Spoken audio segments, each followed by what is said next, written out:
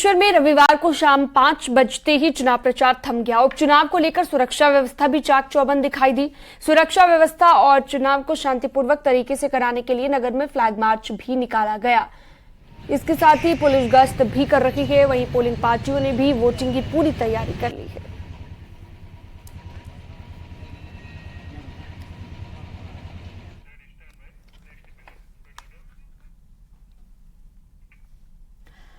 बागेश्वर विधानसभा उपचुनाव में होने वाले मतदान के लिए प्रशासन ने सभी तैयारियां पूरी कर ली हैं और अब आज पोलिंग पार्टियां मतदान केंद्रों पर जाने की तैयारी में जुटी हुई है।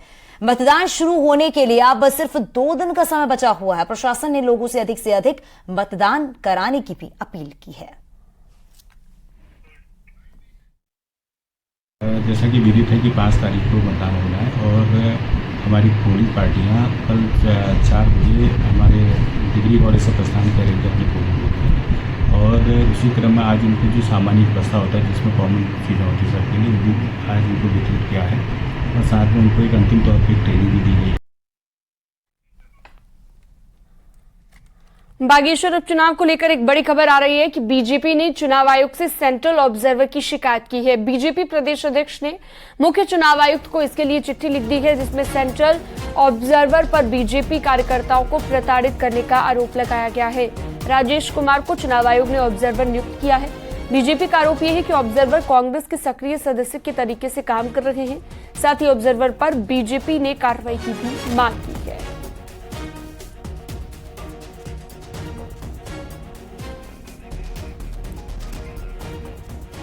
चलिए सीधा रुक करते हैं। शैलेंद्र नेगी हमारे साथ लाइव जुड़ चुके हैं इस पर ज्यादा जानकारी के लिए।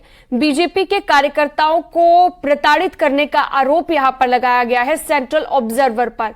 क्या कोई एक्शन भी लिया गया है? अब आगे की क्या प्रक्रिया होगी, क्या कार्रवाई होगी? शैलेंद्र। देखिए, बीजेपी का प्रतिनिधिमंडल चुनाव आयोग से मिला है और उन्होंने शिकायत की है देहरादून में कि एक तरीके से जो सेंट्रल ऑब्जर्वर हैं राजेश कुमार, वो लगातार इस तरह की कार्रवाइयां कर रहे हैं और जो ठीक है। और कल के लिए क्या तैयारी है? कल वोटिंग भी होनी है, वो भी बताइएगा शैलेंद्र। देखिए, चुनाव की तैयारियां पूरी हो चुकी हैं। जो मतदान की पोलिंग पार्टियां हैं, क्योंकि 172 पोलिंग स्टेशंस बनाए गए हैं, यहां के लिए अभी से रवाना होना शुरू हो चुकी हैं, क्योंकि दूरस्थ इलाके हैं, जो बागेश्वर के जो दूरस्थ इलाके हैं इस पूरी विधानसभा के, वहां आज ही पोलिंग पार्टियां रवाना हो जाएंगी और फिर वो शाम तक वहां पहुंच करके वहां की तैयारियों का जायजा ले लेंगी कि किस तरीके से वहां पे मतदान करना है, उसकी तैयारियां पूरी कर ली जाएंगी। लेकिन आज जो सब कुछ होना है वो सब यही होना है कि पोलिंग पार्टियां रवाना होंगी। लेकिन इस सब के बीच में जो कैंडिडेट्स हैं वो छोटे छोटे जनसंपर्क हालांकि खुलेआम तो नहीं कर सकते, लेकिन अपने अपने इलाकों में वो आज सुबह से ही लग गए हैं और कि किस तरीके से आपको पोलिंग करानी है। विशेषकर बीजेपी कार्यकर्ताओं से उनकी मुलाकात हो रही है और अपने आसपास के लोगों से मुलाकात कर रहे हैं और उनकी कोशिश है कि ज्यादा से ज्यादा मतदान अपने पक्ष में कराएं। लगभग 1,18,000 के आसपास पूरे मतदाता हैं इस पूरी की पूरी विधानसभा में और ऐसे में इन सब मतदाताओं पर निगाह रहनी है। पिछले अगर हम पोलिंग परसेंटेज पर निगाह डालें तो 61% के आसपास इसमें पोलिंग हुई थी,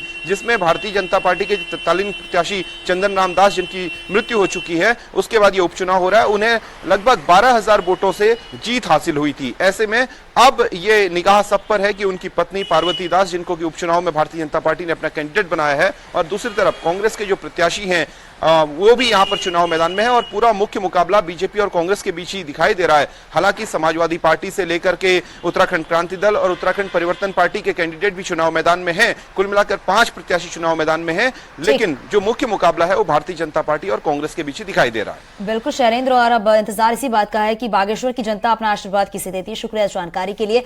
और खबर